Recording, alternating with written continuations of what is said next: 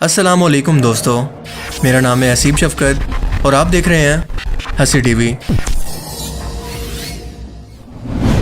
आज की इस वीडियो में मैं आपको बदतरीन गुमराही और बेदीन मुसलमानों की ऐसी वीडियोस दिखाने जा रहा हूं जिन्हें देखकर शायद आप भी सर पकड़कर बैठ जाएं कि आखिर कोई इंसान बिदअत और गुमराही के अंदर इस हद तक भी आगे बढ़ सकता है कि ना सिर्फ खुद अपने दीन का मजाक बनाए बल्कि खुद इसकी सही और गलत के फैसला करने की सोच का भी खात्मा हो जाए।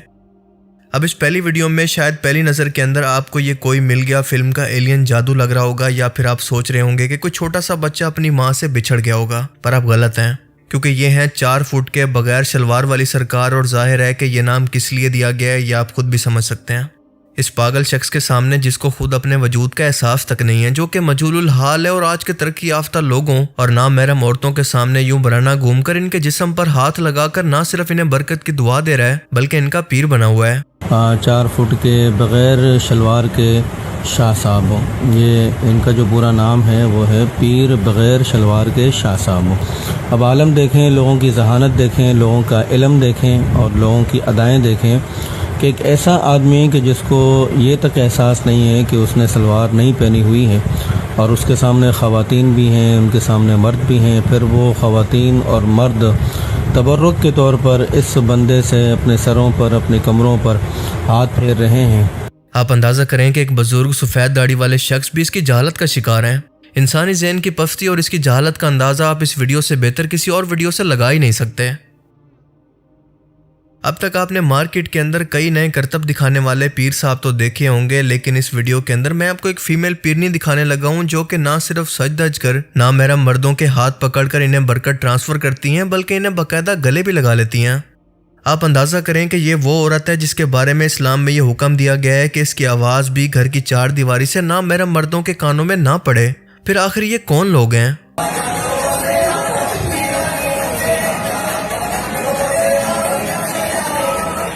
हमारे आलिम दीन एक दूसरे पर कुफ्र के फतवे लगाने के बजाय कुछ टाइम निकालकर इन लोगों की जहालत पर और गुस्ताखियों पर बात क्यों नहीं करते? क्योंकि इस तरह से इन लोगों के हौसले दिन ब दिन मुसलसल बढ़ते जा रहे हैं और ये पूरी दुनिया के अंदर दीन का मजाक बनाकर इस्लाम को बदनाम कर रहे हैं।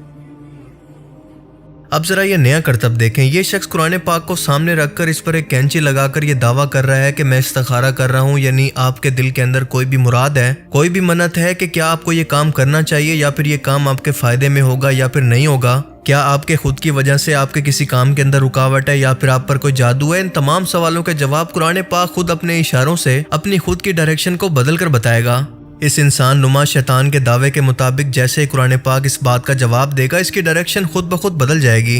ये शख्स कुरान पाक से कहता है कि मैं तुम्हें अल्लाह और रसूल का वास्ता देकर कहता हूँ, 1,24,000 पैगंबरों का वास्ता देकर ये सवाल करता हूँ। और उसके कुछ देर के बाद ये कुरान पाक से उल्टे सीधे सवाल करता है और इसके बाद एक ट्रिक के जरिए खुद कुरान पाक की डायरेक्शन को बदल देता है और सामने वाले शख्स को ये लगता है कि इसका जवाब कुरान पाक ने खुद इशारे से दिया है। कुरान पाक तेनू अल्लाह और अल्लाह दे रसूल दा वास्ता है, 1,24,000 पैगंबरां दा वास्ता है, वाज और सच्चा जवाब दो। इन्हां दी परेशानी तकलीफ औलाद दी बंदिश अल्लाह दी तरफों में अपनी लापरवाही कोताही है। ऐ कुरान पाक वाज और सच्चा जवाब दो। मोहम्मद दी परेशानी कुदरती है, अल्लाह दी तरफों में अपनी लापरवाही है, अपनी कोताही है, हवाई चीज है, साया है, असीब है, स्पेशली जादू की वजह तो परेशानी का सबब है जादू। ये सिर्फ लोगों को गुमराह करके पैसे कमाने की एक ट्रिक है, इसके अलावा कुछ भी नहीं है। कुरान पाक को तो इन लोगों ने कभी खोलकर पढ़ा ही नहीं होगा, बल्कि उल्टा इस मुकद्दस किताब को भी अपने करतब के लिए इस्तेमाल करके ना सिर्फ लोगों को गुमराह कर रहे हैं बल्कि इस किताब और इस्लाम की तौहीन भी कर रहे हैं। ऐसे लोगों को पकड़कर सख्त से सख्त सजाएं देने की जरूरत है ताकि ये आने वाले बाकी लोगों के लिए या इस तरह की हरकत के बारे में सोचने वाले बाकी लोगों के लिए इबरत का निशान बन जाएं। ये हैं दम करने वाले वो पीर जिनसे जब एक एंकर ने सवाल किया कि आप लोगों को दम करके शिफा देते हैं तो आप ये बताएं कि आप दिन के अंदर कितनी नमाजें पढ़ते हैं। इसका कहना था कि हफ्ते में 2 या 3 नमाजें हैं। जाहिर है कि ये 2-3 नमाजों का भी झूठ बोल रहा है, क्योंकि इन लोगों को नमाज पढ़ना तो दूर की बात, नमाज के बारे में पता भी नहीं होगा कि ये होता क्या है। साथ साथ इसका कहना था कि मैं चर्च भी पीता हूँ और ये भी कहना था कि हाँ, मैंने लोगों को बेवकूफ़ बनाकर मांगने के लिए ये गेटअप खुद से किया हुआ है। 5 टाइम की पढ़ते हैं? नहीं साहब, कभी कभी हफ्ते में 2 बारी 3 बारी। चर्च भी पीते हैं? हाँ, बूटी हाँ, बंगनी रगड़ा। लेकिन ये फिर ये ढोंग है ना, ये जो आपने बनाया? हाँ, मांगने के लिए। लोगों को बेवकूफ बना रहे हैं। जी बिल्कुल इसी तरह से एक और ढोंगी का कहना था कि मेरा एक आस्ताना भी है और मैं लोगों का पीर हूँ और लोगों को दुआ देता हूँ बरकत की, लेकिन मुझे नमाज नहीं आती। इनफैक्ट मैंने जिंदगी में कभी नमाज पढ़ी नहीं है। मुर्शद खाना है ना, मुर्शद खाना है, सही, यानी कि उधर बैठते हैं आप, उधर ही आस्ताना वगैरह उधर ही है। आस्ताना वगैरह जो भी आता है उसके सर पे हाथ रखते हैं और दुआ देते हैं। अभी नमाज वगैरह पढ़ते हैं? नहीं बेटा, मेरे को नहीं आती नमाज। नमाज आती नहीं है? नहीं आती। ये क्या बात हुई? मैंने कभी पढ़ी नहीं, नमाज पढ़ी नहीं है? नहीं पढ़ी। अब आपको दिखाते हैं कुछ ऐसे फ्रॉडिये जो कि रूहानी इलाज के नाम पर आपके घर की इज्जतों को लूटते हैं और जाहिल और तोहम परस्त अवाम पैसे देकर अपनी इज्जतें इन दरिंदों के हवाले कर देती हैं। कुछ ऐसा ही इलाज इस वीडियो के अंदर भी चल रहा है जो कि मैं आपको मुकम्मल तौर पर नहीं दिखा सकता। इस दूसरी वीडियो के अंदर जो कुछ भी करना होता है औरत को करना होता है, बाबा जी ने कुछ भी नहीं करना होता। जो बाबा जी के पास रूहानी इलाज के लिए आई है और खुद से पपियां और जप्पियां करके बाबा जी से शिफा हासिल करती है।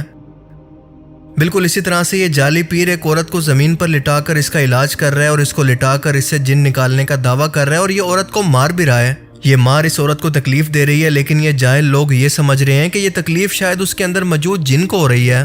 अब बज़ाहिर ये औरत अकेली नहीं है बल्कि अपने घर वालों के साथ ही यहाँ पर इलाज के लिए आई होगी, लेकिन आप सोच सकते हैं कि इनकी अकल और बेगैरती का क्या आलम है। अब जरा इस वीडियो को देखें, इसे देखकर आपको यकीन हो जाएगा कि कब्र परस्तों को पूजने के लिए अगर कुछ भी ना मिले तो वो जानवरों को भी नहीं छोड़ते, क्योंकि ये कब्र किसी पीर साहब की नहीं है बल्कि चमकीली चादरों के अंदर लिपटी ये कब्र पीर साहब के घोड़े की है, जहाँ पर लोग आकर चादरें चढ़ाकर अपनी मन्नतें यहाँ पर मांगते हैं और अपने लिए बरकत की दुआएं करते हैं। अल्लाह की लानत हो ऐसे लोगों पर। ये जो मज़ार आप देख रहे हैं ये हुजूर मीरा सैयद हुसैन के खिंग घोड़े का है, जिसके ऊपर आज भी दाल नजराना दूर आने वाले ज़ायरीन आज भी पेश करते हैं। ये हुजूर मीरा सैयद हुसैन के घोड़े का मज़ार है।